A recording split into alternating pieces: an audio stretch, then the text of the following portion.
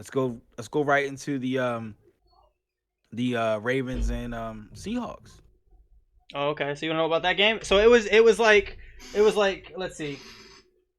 So this pop figure is the Seahawks, right? The Ravens grabbed it, bent it over, and was just doing this all game. Now, no, I'm being serious because it was really that bad. I went into the game expecting it to be a close one. I think a lot of us did. Um, because last week I saw this team in person. Me and almost saw this team in person. Not play to its standards. It wasn't as consistent as I would have liked it on offense or defense. I don't know what it was. Roquan had a press conference after just saying like we were disappointed. And I also saw that Mike McDaniel McDonald. I can't remember his name anymore. I don't know, whatever. Our defensive coordinator for some reason I can't remember his name, his last name. Mr. Mike. Phenomenal season for him right now. But I remember him saying he messed up on defense in that Cardinals game. And I'm thinking like what, like how bad did he mess up? Clearly a ton, because we allowed only 3 points to the Seahawks, who's one of the best teams in the NFC. The week prior to the Cardinals game, we only allowed 6 points to the Detroit Lions. We're smacking these NFC teams all around silly when we're playing consistent enough. And that's what I need to see from now on, from today till the February, whenever we play whoever we play in the Super Bowl, because that's how I'm feeling right now after watching that game. Also, shout out to Keaton Mitchell. He played great. Hey, did you see the conspiracy thing about the NFL, how scripted it is, because each year before the Super Bowl they have some colors of the logo, and I it did see always that. depicts the team that's going to the Super Bowl. So this year it's purple, Yes, you sir. know. So I don't care if they we'll see. script it. Script us a W and I'll be fine. I don't care. Script us a W. I want to see Lamar win a hoist a trophy up.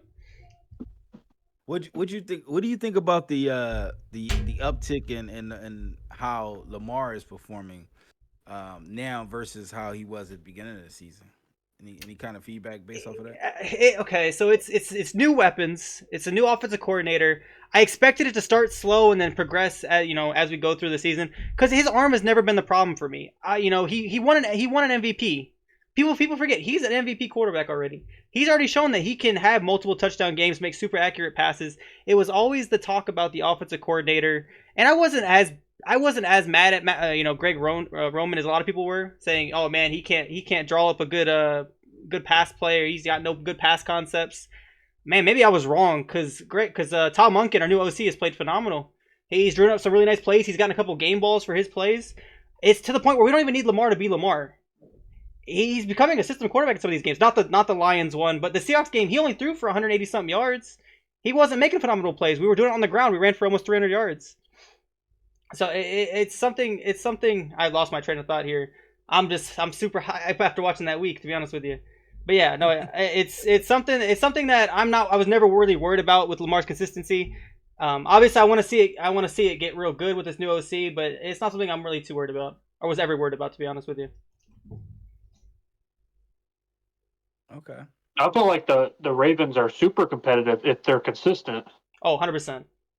because like Keyword. for the past like 4 weeks, it's like it's almost like on and off whether they're gonna play well or they're gonna play a freaking amazing.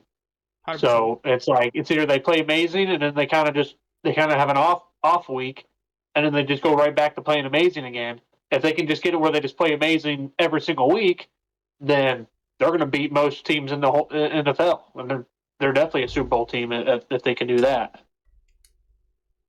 No, of course, absolutely. I 100% agree. The consistency is the key, and it's something we haven't had all season. It's something I need to see. We got a good stretch of games coming up later in the year, in December, and if we can rack some of those wins off, then it'll get me excited about the playoffs. I do want to see consistency from the entire team, from offense and defense. Even though apparently the defense is the best defense in the league, and it has been all season, which is cool. Cool to see. Ravens always have a strong defense. Hmm. Absolutely, but we're talking about like one of the best defenses since the 2000 Ravens is what we're talking about. Like Yeah. the yards per play, we're the first in sacks. We have the most. We have the interception leader. It's a crazy defense, and I feel like that's the reason we're winning most of these games, and that's why I'm not too worried about the offense being inconsistent. It's when the defense is inconsistent when it really scares me. Like that Cardinals game. Like we didn't see an elite defense in that Cardinals game, and it got kind of No, close. they're kind of getting ran on. They were. And look at the Seahawks game. What happened? What did Kenneth Walker do? Not much of anything in the Seahawks game. Exactly. And the Ravens defense has been far more consistent than the offense, so I'm not too worried about the Ravens defense. As long as we have Roquan being the leader of that defense, it really doesn't worry me too much, to be honest with you. Just Now, help. if you can just get your offense onto the level of your defense, and 100%. be ridiculous. 100%. What you got to say, Vince? Nothing. Okay, fine. Dude. Vince hasn't said anything. Vince is just standing there giving us facial reactions.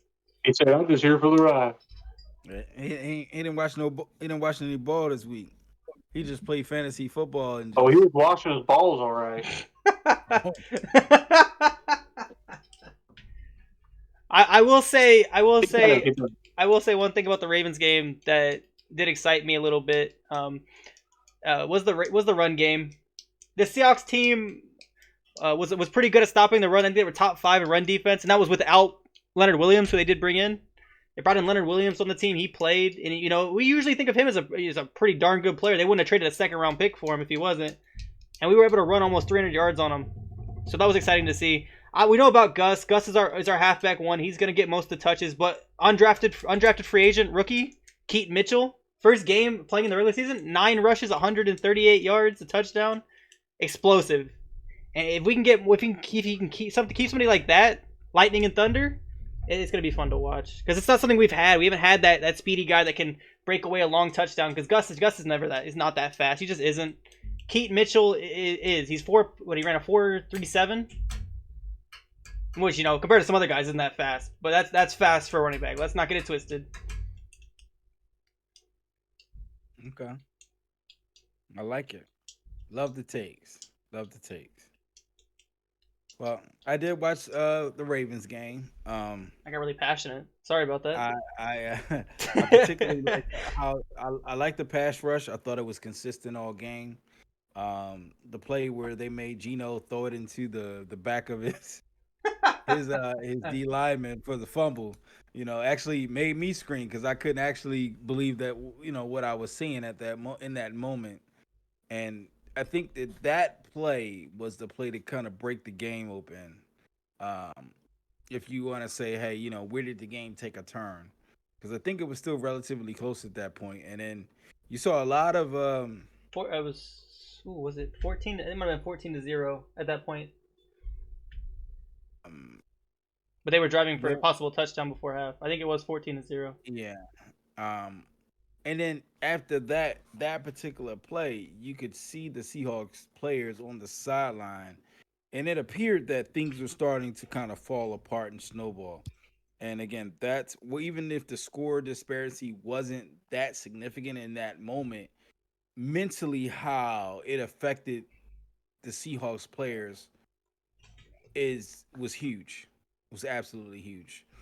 Seeing guys like Bobby Wagner, who's never very from what I've saw, to be that vocal on the sidelines, really, really speaks volumes. I was gonna say, I feel like he was yelling at dudes, like really yelling at dudes. Yeah, he really was.